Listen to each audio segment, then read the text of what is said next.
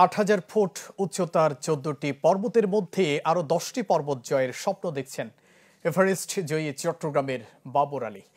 পৃথিবীর অষ্টম উঁচু পর্বত মানাসলু জয় শেষে দেশে ফিরে সকালে প্রেস ক্লাবে আয়োজিত সংবাদ সম্মেলনে এমন স্বপ্নের কথা জানান তিনি। জানান, অক্সিজেন ছাড়া মানাসলু বিজয়ে সবচেয়ে বড় চ্যালেঞ্জ ছিল বাতাস।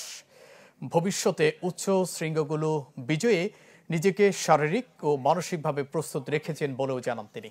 মানাসলু বিজয়ে বাবরের সঙ্গী তানভীর জানান, ভবিষ্যতে এভারেস্ট বিজয়ের স্বপ্ন দেখেন তিনিও। নেক্সট প্ল্যান বলতে যে বড় পর্বতে আবার নিজের অভিযান তৈরি করা।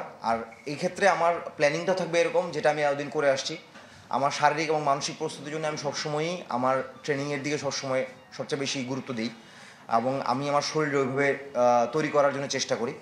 একইভাবে আমি আবার তৈরি করার জন্য চেষ্টা করব। আমি আসলেই খুব মুখিয়ে আছি যে সামনে আর যে চ্যালেঞ্জেসগুলো আছে এর মধ্যে বেশ কয়েকটা খুব কঠিন মাউন্টেনও আছে।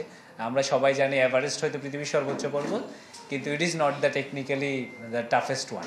এর চেয়ে অনেক টাফ মাউন্টেন আছে। আমাদাবলামের কথা হচ্ছিল, আমাদাবলাম যেমন এভারেস্টের চেয়ে টেকনিক্যালি অনেক কঠিন একটা মাউন্টেন। তো এরকম মাউন্টেন আসলে ক্লাইম্ব করতে পারলে যারা পর্বতারোহী থাকে তারা মনে করে যে না, এরা পরের ফেজটার জন্য রেডি।